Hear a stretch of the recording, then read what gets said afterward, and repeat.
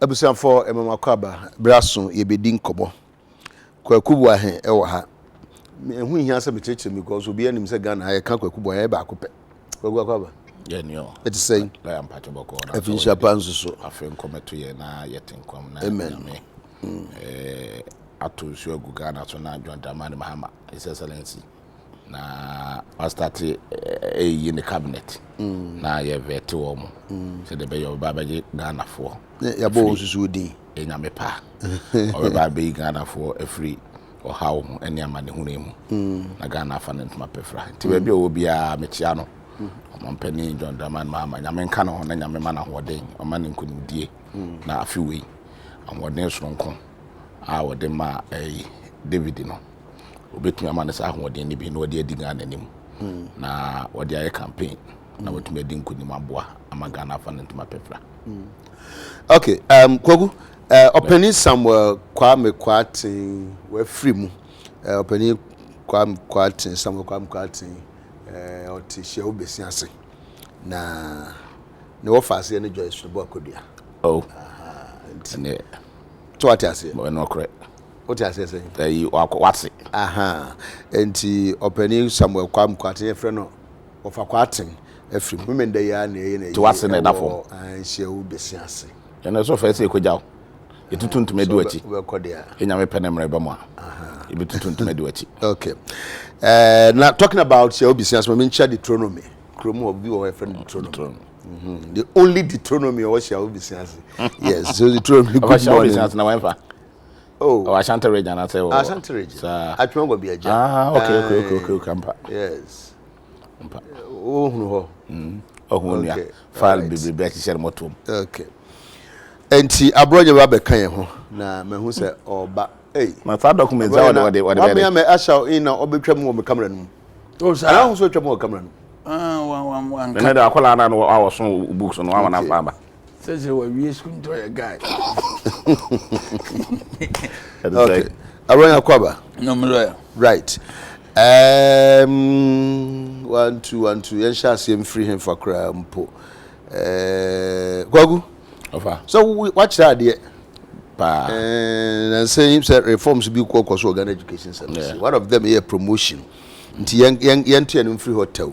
Ghana Education Service revives promotion process for staff. What do you say? A year. Take me. I'm chia. I have phone na. I'm chia. Ashanti regional chairman. Nanakwesi NDC regional chairman Nanakwesi. Say.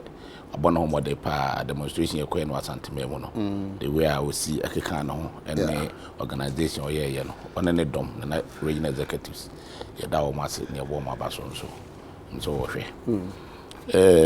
tatiki mi dem no mo nya adwene ono mo nya adwene e wo sa kwanya ye sa de teacher for e ba be fa so men kan we say the management of the GS said all staff of the service due for promotion would now undergo an aptitude test for all ranks from principal superintendent to deputy director, and officers who get promoted to deputy directorship shall be expected to attend face-to-face interviews. Kaneno na a number of years until you drew where and your trial exams be and sometimes you could also be promoted to be a school be a degree and a master's, but this time round you so be aptitude test na wako okay. It was from all ranks, from principal superintendent to deputy director. Quiet test. Mene wa monya adwene. Adenti. Akwanya ya faso de a teacher for faso na nsan no. Zatike mi gidi se entwa yi yenim se teacher for mrantia na se mabawa bia na se dwumayefo bia. Omo dwuma no ho hia magana pa.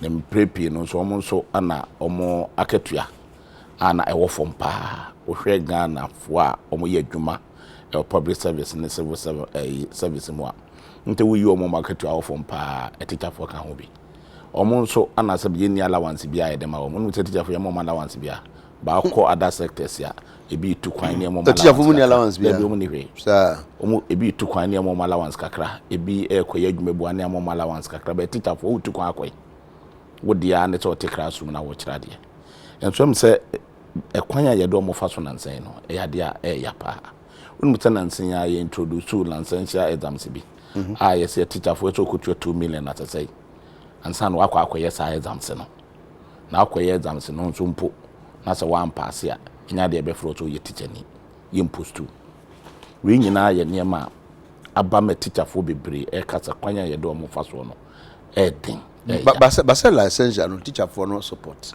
a teacher for be no support omo support you know licensure you know certificate no but exams and they can one they don't support nti yen de yen fa mouse omo ese enka omo course no mo koye no university want to say there lawyers mu wie ni amamo on say lawyers mu wie ya na uwie mokola o ye lawyer straight onko ye exams foforo bia bi but ansa na benya license no nye uwie ya pere ma license benya certificate up to 2 tests but ye ma nti uwie a just okoye pupillage be say 6 months ne kra de ye kra tremu akọ be 1 year be no nye exams ansa na obi achi ukodu obi achi na na akoye adwuma nti be ye ne sa be say 6 months anye bia 6 months de obika ansa na ya license we are there for lawyer onko ye exams bia the same exams no mompe yes nti nkompe ompe ye de no bi nti omonko di bi apprentice be 1 year enche omo you course no mo ye no technically janata university no to wia na ta wo ye adwuma no ye post to a first year no ta wo probation na ta year wo ye adwuma no na teacher for na na mpani for headmasters no mo hwe the way I wo see adwuma no obo ho modern and by the time I be wie be 6 months na ube move on no na ye do lances amount on dem patch no ye say wo wie school no na ya sa si betua sika na kokoye exams wa anya exams no one pass I am post to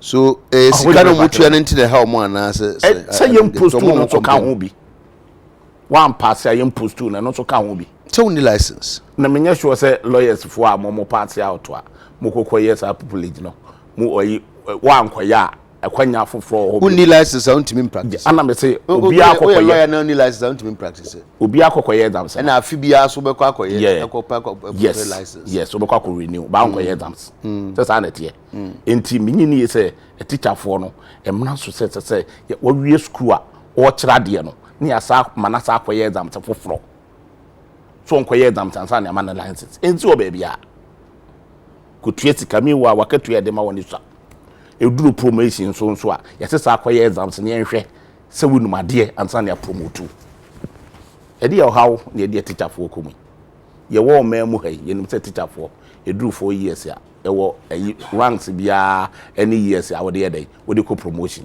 mebo a se bia 4 years na de be ko promotion wo first rank a eduru ho a wa kwa fill forms mebo a o fill forms so obi wo ho a circuit supervisors no na hwe emsan ketuom ho no circuit supervisors ne hwe output no na ye normal recommend any promote ba kuku say no so na omo ka say we yes na teacher for no do complain obi wa na promotion ye do obi wa be hwe work o so there be o kra no enti say there ye exam aptitude o pass wa pass and I doubt say ade sanjishe we na exclusive to teacher for nkwa be call other professions bi mu teacher for nkwa be kwa usua de atro so he bi ansan wa teacher for nkwa na wo bi wo institution bi ho a e ho ta but teacher make us say and teacher for nkwa na ye di omunya I see so na me pa kire no na wakọ school akosua de wakọ aba obeye adwuma no so yese koye exams ni ansa na ama licenses we kutua sika koye licenses ansa na ama certificate ade beye adwuma me wa pass yo next for your license examination we promotion minim because my team minim bibisa so minim so mo yesa minim so mo ye bibisa minim bibisa na uwie e ba nso a is a tiki yese o promotion so ayi so koye exams ansa na promote wakatua de yemfa bibia nka ho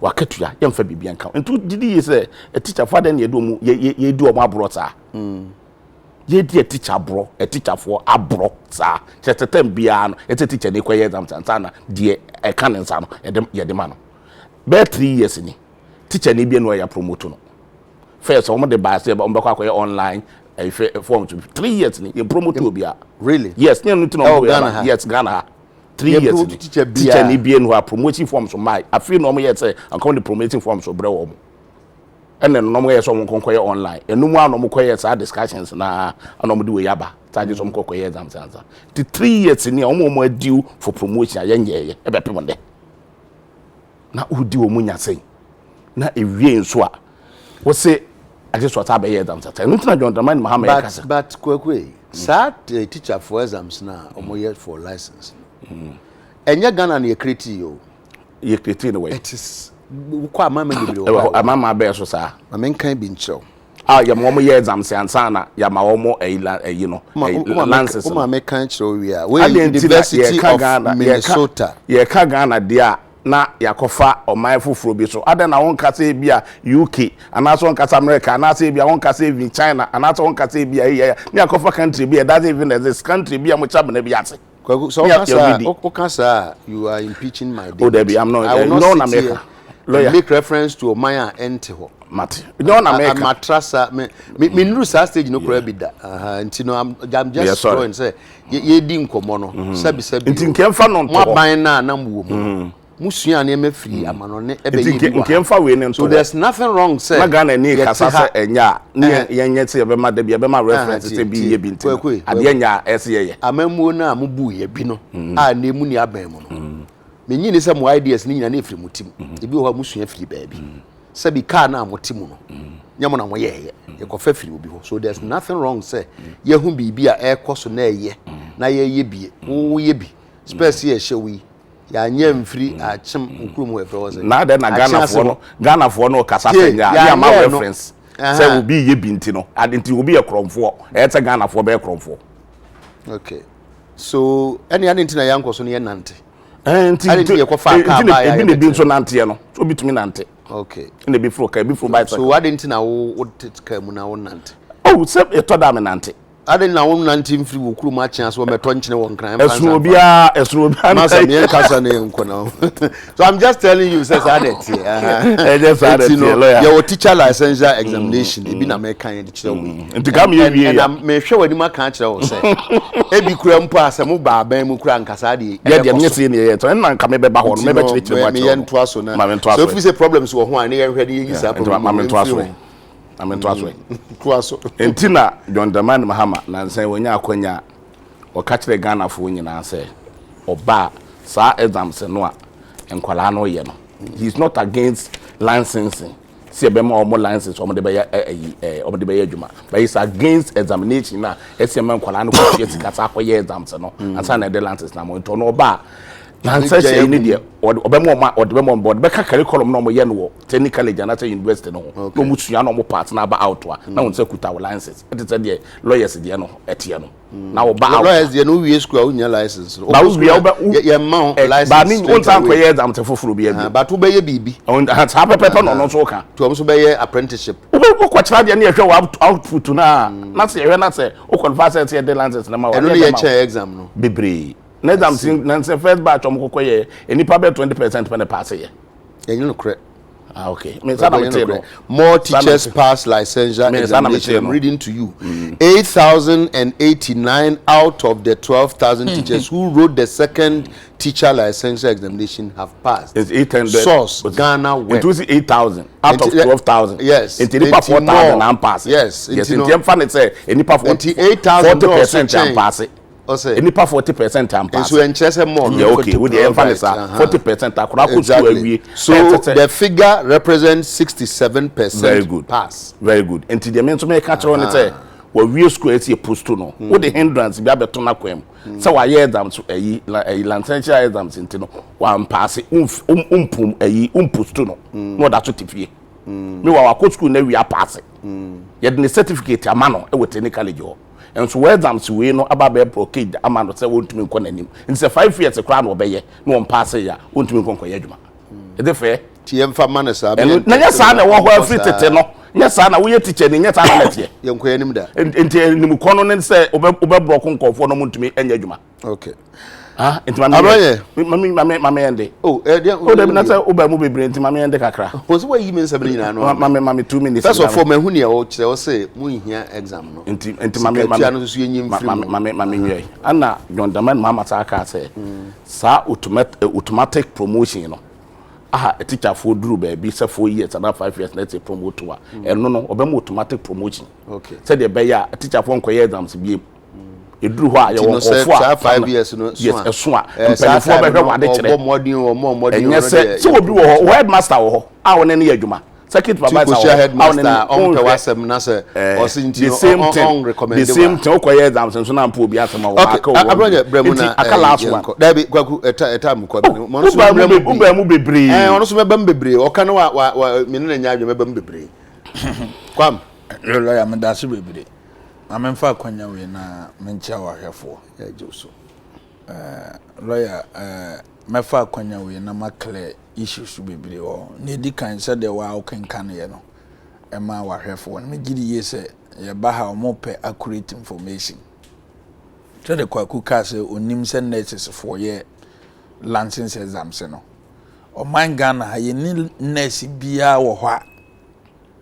oni license ya obetima practice even midwife for you kura ukoye communities na omwo kwa abronya obo yesi obi a midwife ho ogia wo uni lances ya untimi nyesa ade no ema na nyede enye yi nti nurse ni bia obewie suku bia no ansa na obekọ hospital bia kwa akoye adwuma se nurse ni no na sa nurse ni no wa pass wo school okoye enso omon hyehyemu no omse wom se wa pass de but as a so twere exams ye kire se ukita lances ya odi ye adwuma in case a sembi ba na hweye na wo mu no yetima hodo omo responsible and ntina lances ya sem ye de eba no oba lawyer for die ya obi betima komokola wie ba lawyer ne ho ba asema ne Ghana ba ana legal counsel be kan so okomokola all right de na mum on kita lances ya ye kuo ne ye den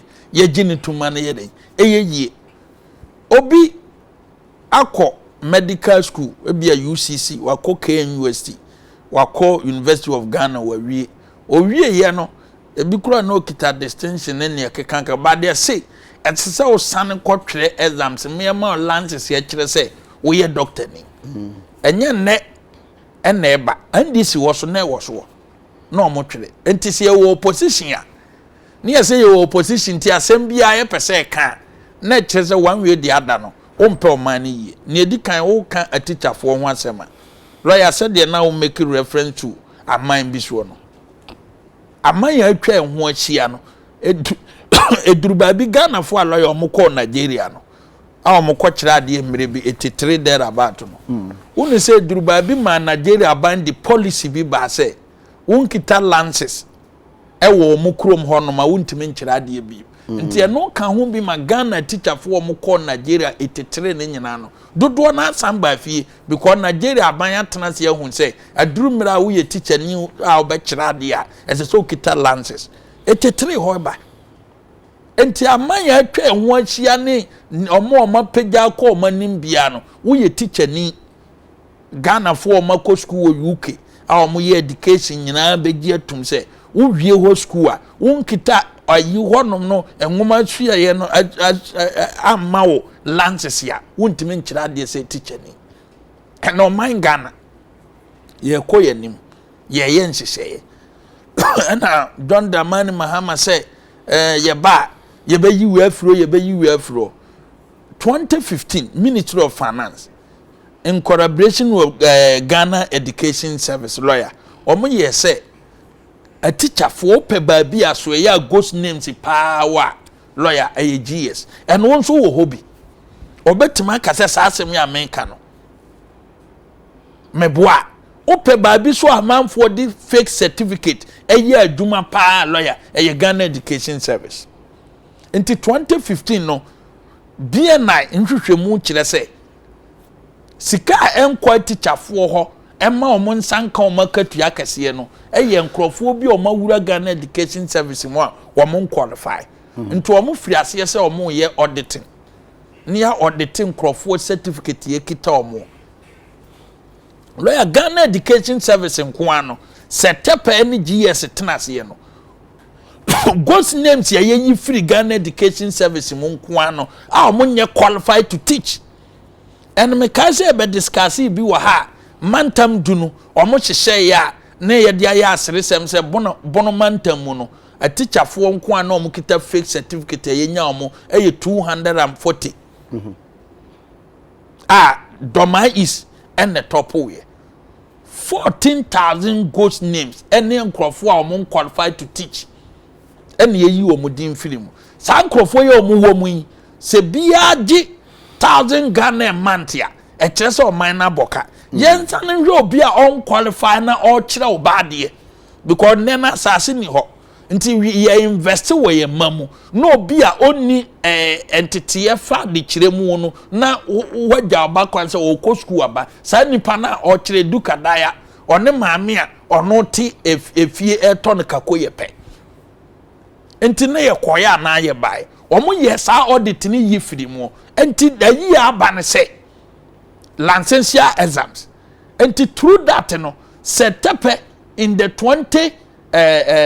15 state a budget no and omo de start wo krowe mpo de say manya krobo omo start licensure exams say omo free asia ye piloting onkasa meboa mo tena say yes say ese teacher ni bia mo free ase mo twere exams na ekoso nti ye da na de mo start piloting no say because of ghost names mo ye free Ghana education service mo nti no ese teacher ni bia nya na lances nti mo start manya krobo leze kukunum nyina mo start municipality ho a teacher fo nyina akọ mo na mo di daily auditing by na awotwe bia na mo say a teacher fo nko head count now what could be and this is not against generally against licensure no can say stakeholders in nyina hia ye no e mo nka say makwaku boy nka say aban ne de aba no ha teacher for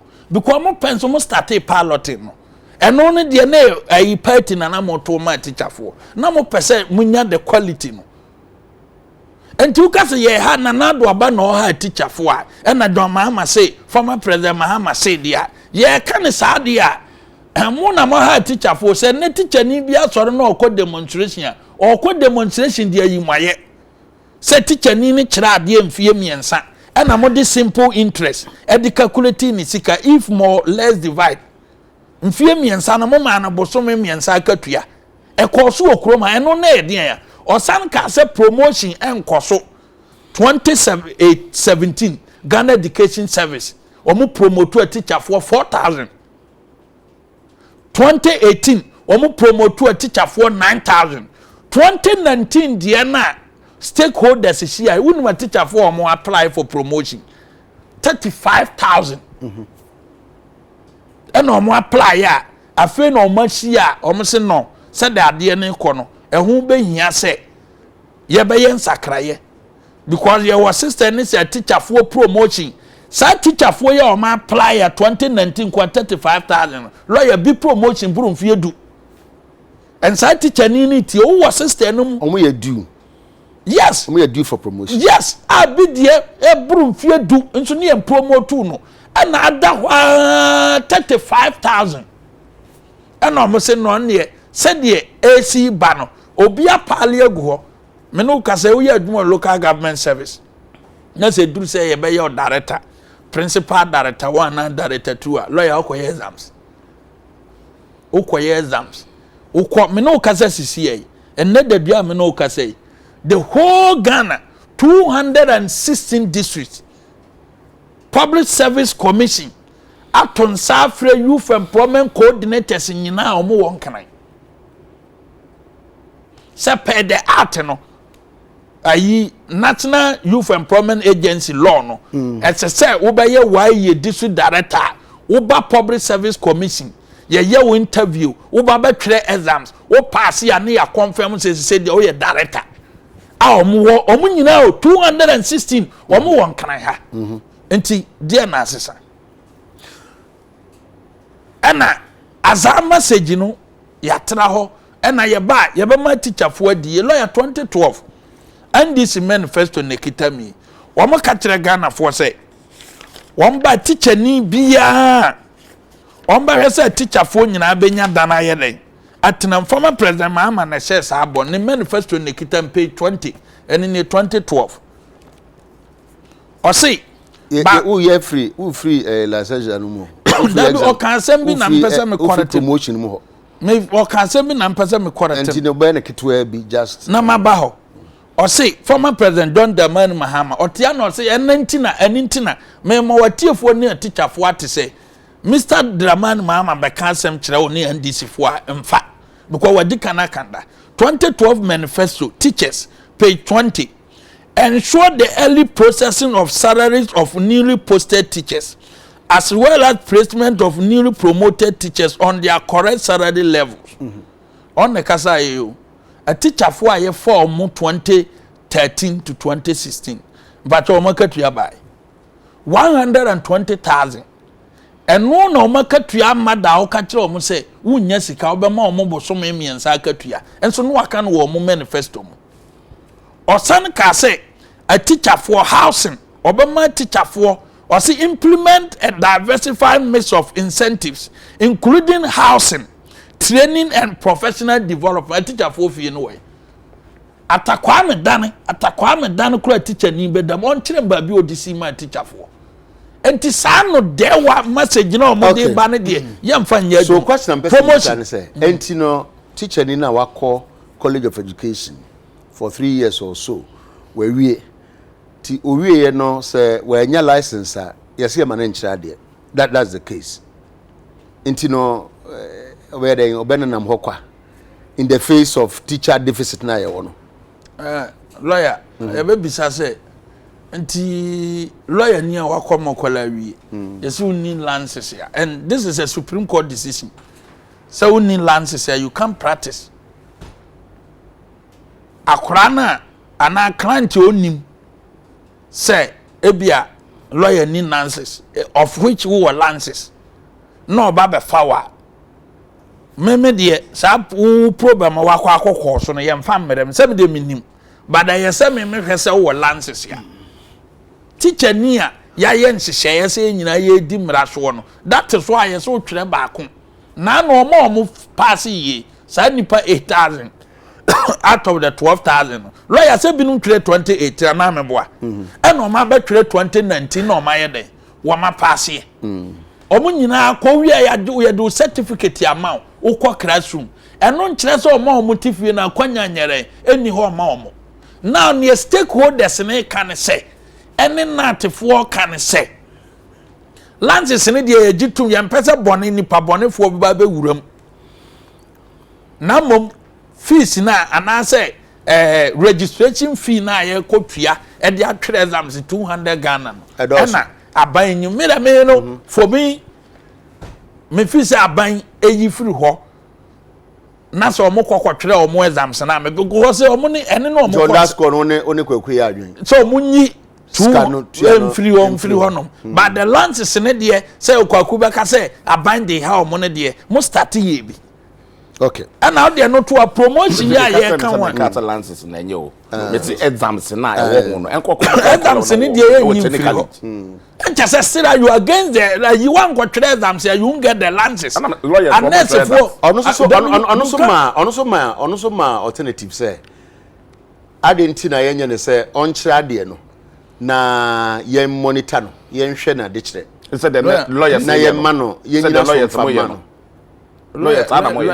which is an option before ansana lawyer ni bia be ba bonten e say hu say institution bia na ne professional yi Ghana General Legal Council omo art omo de ye adwuma na meboa omo mra ne nese wan wie mo kwala ho a wo ba bonten a edin lawyer de ma wonye yie ana mra kora na ne se wo pie ba esese okita lances anse na watima ye na no fatu nya lances a practice what you say please ana me buta won ana wo ba Ghana Education Services one sai art na enam so teacher for obenya omayi no e kire say ere say o twere near the mount na de akwa ko classroom enti exam be na wo be twere no oh exam e based on near actually school mu wa twere pass dada no me no ka say adjudge for second to high court anya say sorry I say be di high court dey aje o lawyer o mon twere exams o twere exam judge ya onu di asem da bia wo sa o person na lawyer ni o person ko yi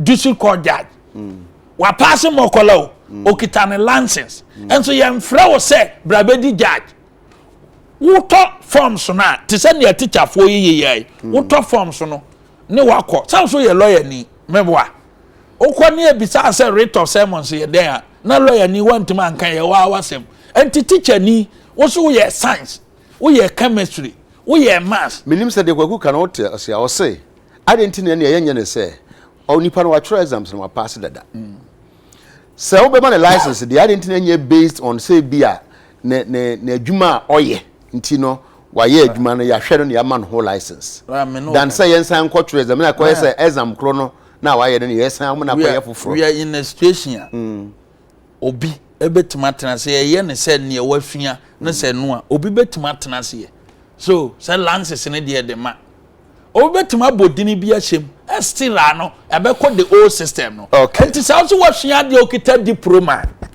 in education brahmanim ba kire say unim bibi for education ho ne ya kan say okita diploma in education ti ya fa lances ne ma dia et say ne emire binu obi nko college of education ya okita certificate in education nipa ne qualifier ya yi ni dina free mu well wo dia na kire say wo kwaku bo anye say unim mass pa enti brahmanim ne ba kire say inequalities simple interest if more or less divide no wa ye mass no keka wo say mimini ya makwache checkers ye menti ase wonti ase de ya mass no hwia nze ya ba switch na ya call voters register because me say eno na kwaku free mu eba nre ya kwaku femani me na ha na hwe asam na wo ka no nti ase new voters register completion EC sets April 18 exercise to last till end of May. The Chronicle. New voters registered necessary. Let my vote count. Front page we in Niho, but NDC blows over 9 billion on Kumasi demo. Daily guide. True? Daily guide and so jedi. Oh, maybe sound that's already one state here. There we go. Manchester. Tell na make it. Say we am tro. Etu we dey draw program kakaka we to a. Enya mwa say. Yo, ntino o dey. O ye o ready dey am tro a. E wo program kakaka we to a. Na e be mwa so be we do platform so. Enti me bisa say no kra na. Enti ni kwa tan ka buta. Enya no kra. Really? Ni kwa to buta. O platform na. Enti no platform na so. So obi ate aye man internet tim sa. O platform na so. You above this. Internet tim sa. To out to enya no kra. Okay. Yo. Wa esa nka din kan akwa kada data de we de onye ni. Okay. Nti wa clear no awie. Clear ni esa fe. Wa clear wie. O kan wa se bi. David. Na ye free. Because me boa no. Let my vote count. Let's respect it. So kwaku easy there no. Mate say afi demonstrations na aka mo betwentwen so eno so anasoma mi misaw obetuma busa. Ko program no soro do obetuma busa. Platform dey so. What did din Ghana ha? Obi a so ya no pa wa no be ehwe wo.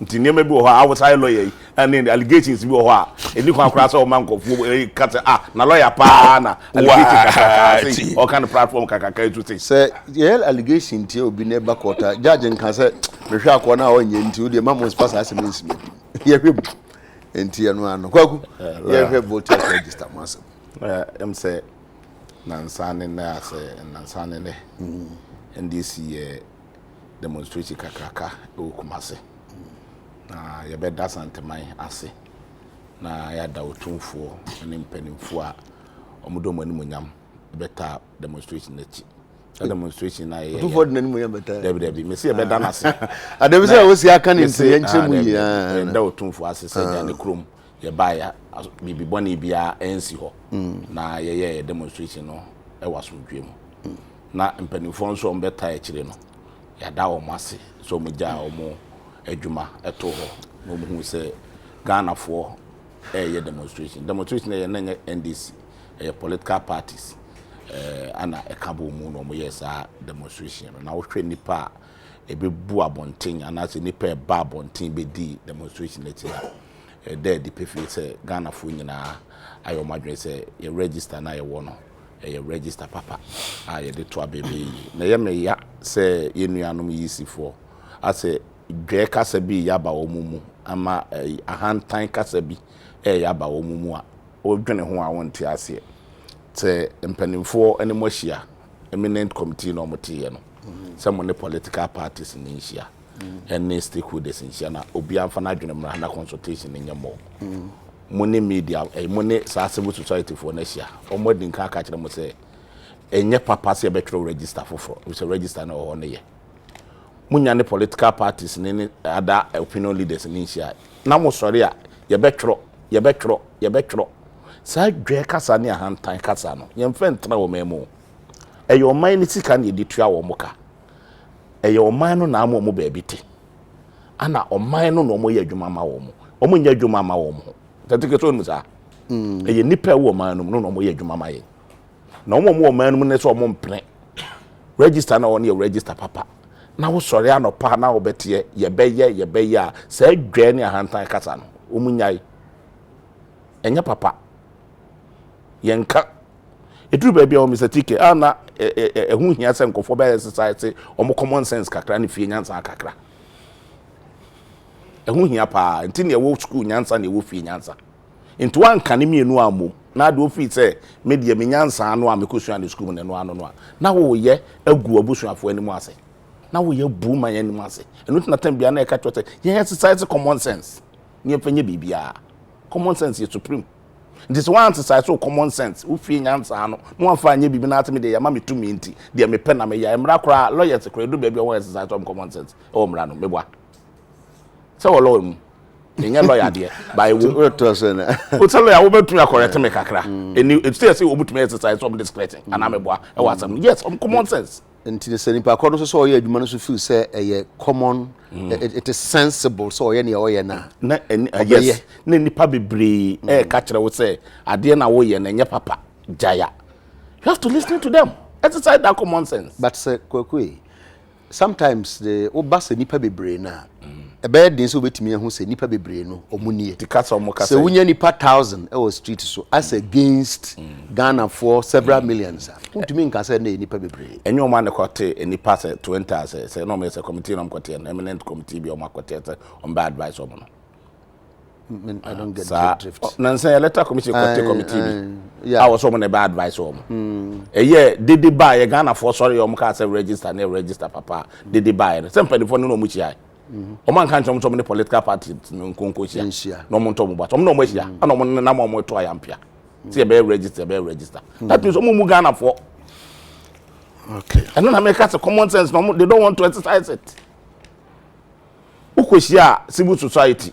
Our moon about to moon some our memoir. Omakacha will say, and you're right to say betruding at this particular moment. It's jai, now register the honor. Ye be do honor ye found a be ya, young found your friend Twaba because they are Twaba and say, what's a company? Other two reasons. Two reasons in Tenebium, yes, Tikadi, Abiane, Tikadi, Tikanason, into 10% to Penocrano, it to me at Yabibri. Umbetimi this say two reasons. Me see ada say e sikadie na nkofo bi padie because sika no odu nti mu 10% pempo etu ye niam bebre wo Ghana ha to bi chichiri kuro. Second one sanya saade a na mo peso mo tintim nkofo nsa na Ghana fo nyina o maba mo bu safi ye to na ado akone no o be wiam di ama no. Is it possible? And me see two reasons. Me ma reasons. No me bisa say possible. Me ma reasons. Oh, yeah, politician. Is it possible? Say yes. Obi betimi isi betimi area. Yes. Ebi esida. Yes, say owam say ye kwa koto aba no. Ba ye trotro din na yetumi ye niam bebre wom. E din trotro no yetumi ye niam bebre wom. Jen ya wo atra sante region pen. Emre bia na atwam ana ye trotro din ni nyina yisi a political parties ko tena ase ka ase da bi se true din ne ba ko eno an nam se atiku fingerprint nti no ye nyu so aba fun fidie ne fan capture se de be ye be da hwa aye no first no na ko akotru din na Ashanti region wa wonim udin di atichobi udin e de godren ayi atichobi ana se yi a Ashanti region so ye togo ni ko ye ntru din e be bon na me regional youth organizer ya bumi bi pen hu to na anya politician nti but na me ye watcher so na ye watcher ba de me hunu ye ne de me witness ye no hunu bi yes I'm very, very worried. Yes. So be pick a region, be no can say. When I'm a region youth organizer. Because intimate my example about going to be translating into other regions. Kumasi. Minim a teacher the person what here no and the person what here no register don't let us place our ethnic. Yes. Me try will say me as a former regional youth organizer of Ashanti region. Me ya bono what say man no me return go. Enti no onko hunu register bi wo mo abehu do vidin wo. Enipa me say e wa bana wudin obre ye bone pamo no ansa na ebi kura wotumi ata ba betro din no. Okọ na onipa kura nugu ma yafi yeto onye Ghana ni onye Asantini, and that is exclusive to Ashanti region. Regions na MPP strongholds no bebre ta na no mo ye no. Me say it's exclusive to Ashanti region. You can take it like that. Minim ni sir. Enti sa na omo pese wo mo ye regions too na me de ma wo no anda se ye ba be ye ne sa na duru ho a sa invisible force we do omo kwa ya wa so we so ogoyin e do ma ba be gu be MPP stronghold ni apam nkofo esususu omo nye Ghana fo nyina na ya tronko ko bi nko adin na mo te wona mo hwe na una wa be ya wa so we so agon nkofo antu tututu obepem ne e de na ezi ya che obi atom o ti akonwa so ukutatumi enti sa sanya sa reasons we pa dia ana mo pese o mo ye dia because nyansa bi enim say register o ye papa na yeta control register for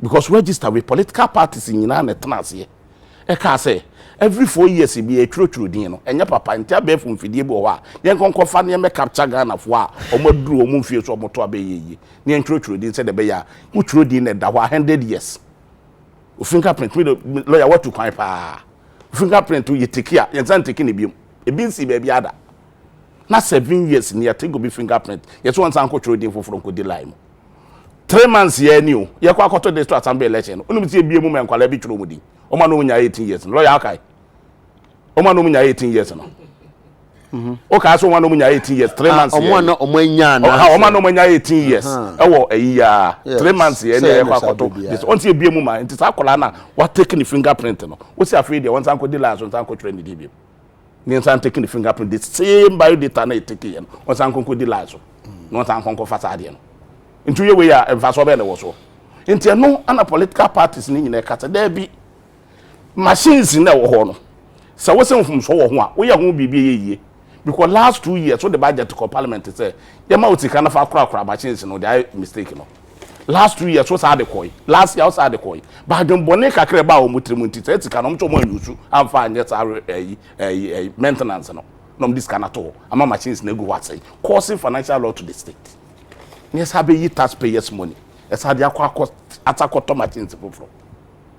Oh, yes, I know, Papa. It's a ticket. Who data or what? Negu pen drive or so. Oh, they may patch it. Negu pen drive or so. Not so machines are say.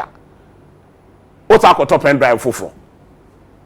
Master machine, I say it. About bit me to pen drive on another idea of. Is that the case? Yes, because data no more data pen drive. Yes, data no ho. Data no 18 million people ya tro budie no. Data no e wo ho. It is the machines in your papa. Obetuma akopɛ machines for na de sa data na ye dey. Ahyem na de opeto de bia de aye. Nta de nti na abeto otokone. Utu data na ne yi ni nyina ekone. Enam o selfish interest nti.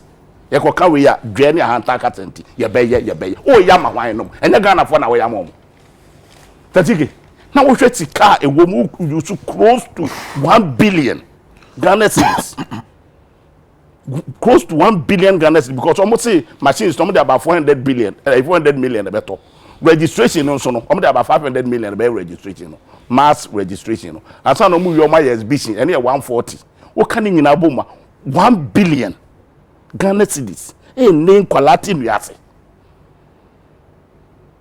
a omunya ba bi nsu ade ko hwe hospitals egu nwura mu a na banda da bi sie etese nke disika ko chem ne ewie name kofo ya do omunya yaresa enko omunya ba bi nko ja yaresa wo se sika wi ya tokone kwa enam tumi a wo penti wo petumi dia ye dey nya Ghana fo petumi no o nya bi ebinom ye si ye do obi akwatena ho nti o me ye obi be de ma no se de be ye obetena konwa so ache no no so nya kwatena na konwa so because circumstances fa so di ye obi free ho a wo no buy no no fi se sa circumstances na e bi abafofo bi ba ye be yi na free ho ye nya ne sa wo ye wa de ya wo ya de ni ya obi enu obeka ho atembo se EC e compile sa register se de o ka then the beba no to the advantage of political party be.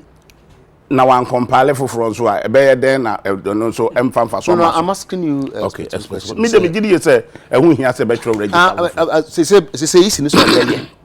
Oni sa absolute right no. E Ghana for no yamai. Oni sa ene ten konka onkata efe ye nto abampo.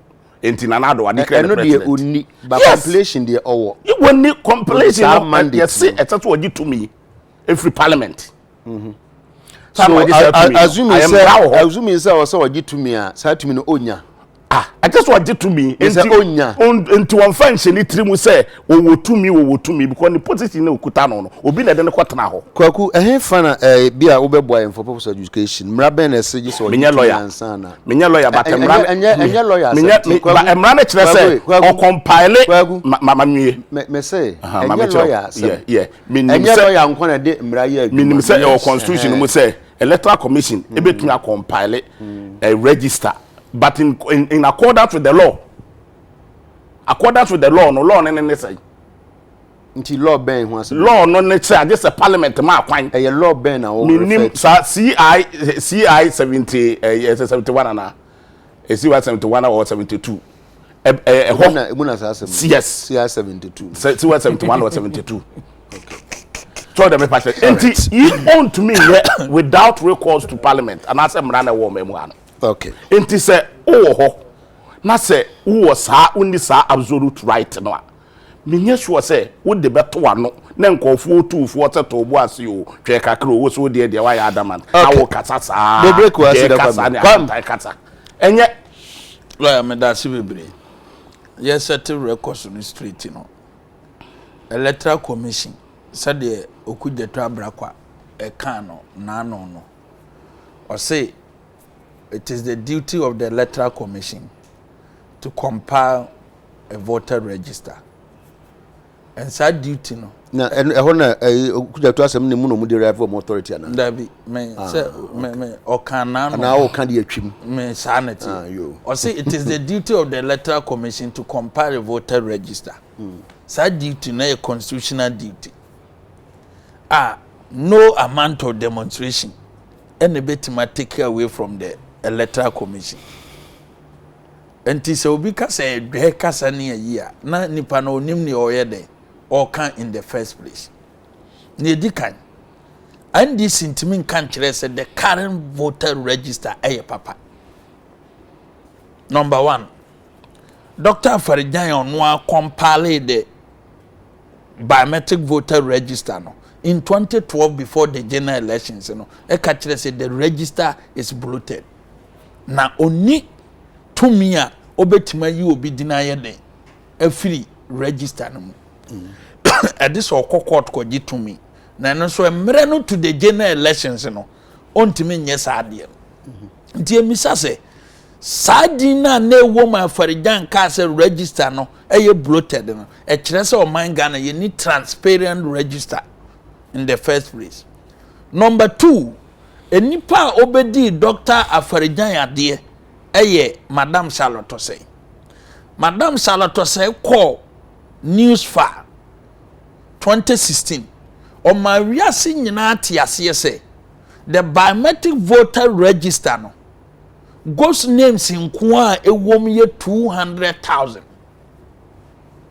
and na me no ka say no say 200,000 na Charlotte say kan ho asem say wo register no no ne ye kire ne say ye register no enye transparent mantie sa asem no but o ka say ghost names a e kire say edini bia because wo kwa akotwere odini a ese se wo a wo twere odini yetim hu so ye Ghana ni a wo information no ame hu ba bia wo firi but nkrofo bi dini wo ma requirements e ma me kwa me ba for me din ba register ni mo no sa requirements no enye obi na ebikita aye trezi aye nya really yes enti ono aka say 200,000 no e kire say register na enye transparent.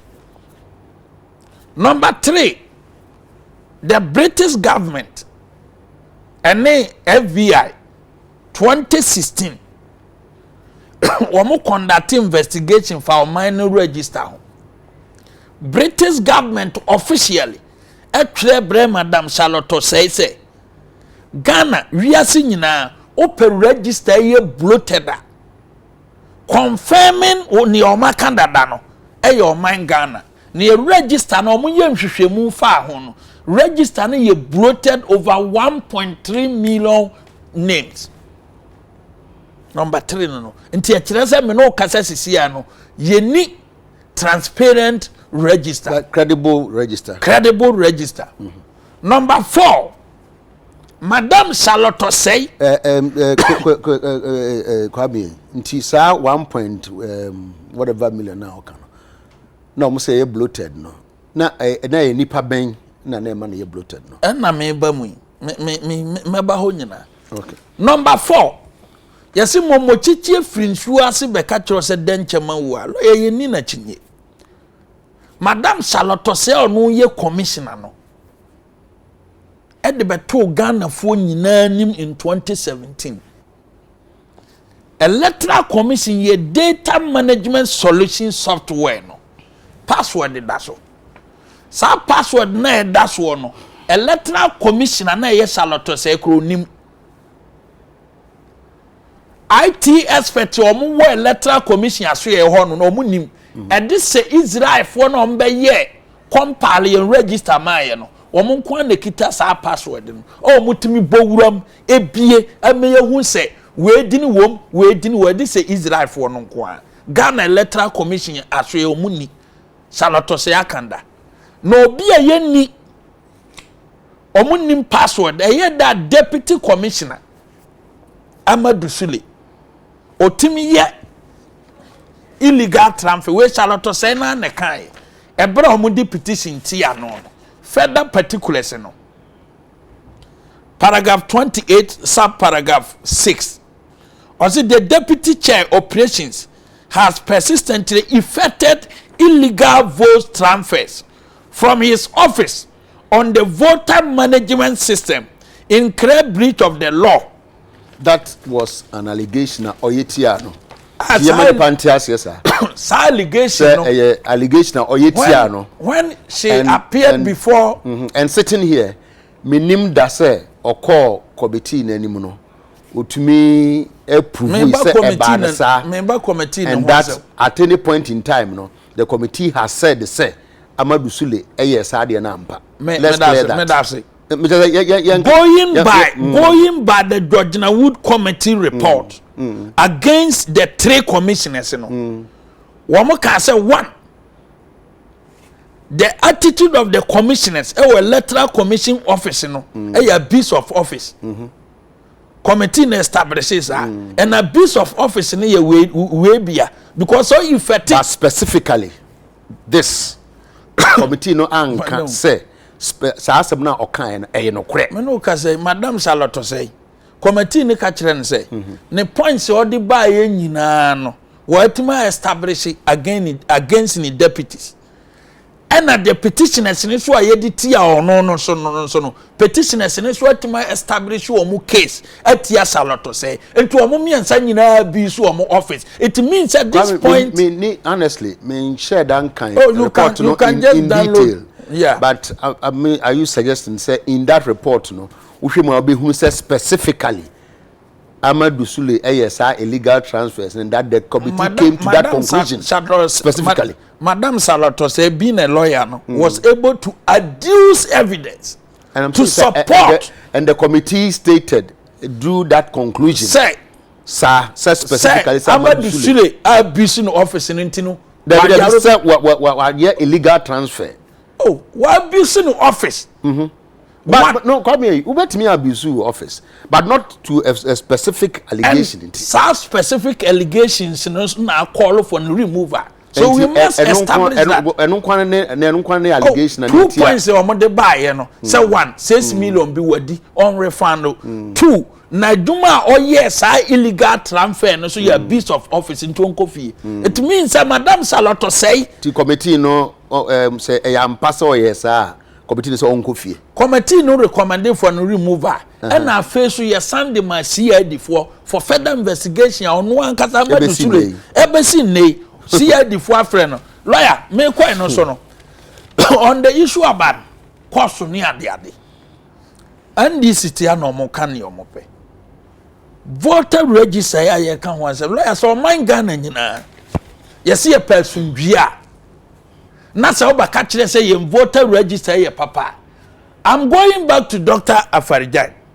One ne kon Supreme Court ko ka kire Ghana fo nyina say register ya aba asem okwa suoja omo wa ama no ne no ekotwere omudin in evidence ebra oma evidence or witness box no okre nipa 241,000 and a Supreme Court unanimous omwuru say onkofa sa register no mra Ghana for hwe animu in 2 weeks time or the register na ye 241,000 ba okoduru court ho a or say onyamu 2,000 out of the 2,000 no the buy no emu 700 ye duplication 241,000 na lawyer okotwere ye no edin no fine nti yakase register we credible and this can cost to asem superlock technology a mo Israel na ye register ya ye kan ho asem wo mo twere letter on the 18th May 2018 say machines yi nyina ye di ye adwuma ne nyina no end of life brofo enye hausa sebe ne yakasa ade bi end of life a kire se ne ye omo de manufacture no ese ye nya bi nti omo twere bae ma ye discussing wo APAC meeting enye se ndisi fo nyawo deliberate entino Samuka Samu maintaining the current register yi any ho equipments ya. Ebe cost ye $1 billion. Entino ye recommend say mo pe fofora eye. Adentina NDC for so man Ghana. Yan Ghana fo anim ni yenyim free Ghana fo fotom $1 billion. Emfa maintaining adenada. Na yemfa yemfa sika ewo fam enya foforo danse di sika kese ebebo ade dada ho ba. Okay, Kwame, yemfa se wasema okan nyina no isifo a kire ni nti ompeso bo no ye no. NDC any other political parties any other individuals and entities bi no say the isif kano ento omasum menka se emo se ento asum se ento omasum omasum enye ba bia yadu ni se ewo se ye engage enti no while engage na say ye twen say be engage no na yi si say o me ma shed dada me ba be ye let us say ya ye adwen dada na edi kan enti no ye ba be trans kra na say bia obi kire na adwen no kra no mpo no ade e be hua say o da bi yati we de ni bia ye ntwen say o ye ya share dada April 18 ye share size na say o ma ye umbi bia wi said the former president John Dramani Mahama kan ye no electoral commission is independent. Onyan kan kwara mo independent. Sir? Yeah. I work constitution no. Mo ye o madwuma. Afutuo ni ba. It is incumbent upon them so mbefa. But so be taking the entrenched position say you best spending millions of Ghana cedis yema register na maswo no. Wo mo na take entrenched position nya electoral commission. Electoral commission need the duty to compare. A new voter register is embedded in the 1992 constitution. Nothing stopped them. And to warn obi constitutional mandate no different to woman take entrenched position and yet the electoral commission. Woman atna say ye babebu man fie nwotwe ye nya sika kogu fie. Nti ye be say millions of Ghana cedis. Millions of Ghana cedis na mo say mo say no. The so-called hospitals, no, Monfankoye. Mose Ghana for nya duma nya. The so-called millions of Ghana cedis yamu position mo nya sasikano. Monfamo mo nya duma. Electoral commission platform we so. Lawyer, platform ne so. Electoral commission is a human institution. And being a human institution is fallible. What me adwin say betuma ba say electoral commission be tu anamo bi so na enye anamo we the lawyer ye. Oh, maybe so say a bit me abasa. Lawyer, ye bit me abasa. Ye me no ka say. Obian wa ohwe niama Malaysia. Obetima convince me say. As one bisa wonya ntima say. Ba what must pass on bezu na me say me ba ho say ebetimi abasa ntasuo nko anante ntimi yi wa no dia ba be wie say electoral ebia ane ana da bi dem mo bia we die sana me electoral commission ye so convinced say the current register no as I say ye foforo because uko Nigeria the total population of Nigeria 162 million. Lawyer ba beto about Nigeria no, wo ye 67 million. 67 million do about okra nyo mu nyina ne ba. Uko Tanzania, wo ye 41 million. Wo to aba 15 million. Uko Senegal, wo to aba 24 million. Okay. What you say? Enti e chese ye register ne nye papa. Nti ye electoral commission for edom budget ko mrache bedwam last year. Wo mo koye NDC for mo wo finance committee ne pene so say ye foaso they never oppose to mo budget o mo de koye for a new register. O mo express Dabi. Wo mo koye no mo say we need it. Oh really? The finance committee member, the parliamentary hazard is there for everybody to check. Unfortunately, 2 minutes. There be 1 minute. One see at my phone. And the electoral commission for a cram machines here, be for machines now, my cradiama contract lawyer. And this if was young farm machines in Nkwaya Maburu. About 1 machine, young fan Yamaburu, Yadeba trading, some and this if worker. I am on cancer. Omanaka, say Fanko Maburu. Yadin, Cranian farm machines, no, my cram Maburu. Miss Omanaka, machine de Maburu. Din machine ya de kwire de usem fa nkoye maburu opposite kire say enkopo no megidi say e beto ade akado so and meta maso dabi etaso enti no e de mase mwatie kwakubu ahe mwatie ene mo de wa anye fe kra enkrofo bebre enti no ukasa 3 hours wa mebre na aso ene de wa anye fe opeso na meto komo no so ntime nto aso you are inviting me ntime nto aso kwaku be dase pasa me nchawe yes bibi aba ntime me kura me nchawo yengo hwe yenza ai yebesa ehye bi yes China yare bi aba mesramo moma yenti na China de omo doso ena isi Ghana nso so ye ko China pa enti no eba ne se yare no ba ha be ha ya dwenti obi a se won ko ye run water na de akwa kwaku se no ano be horo nsa be horo pa ba wo so wa cheche nsem nti ye kwaku horo nsa ye peja ye mu kwa mso be kwa horo nsa bi o china nyame ya aduma ye be hia eda mose ono na dwene nyenti ono ahoro nsa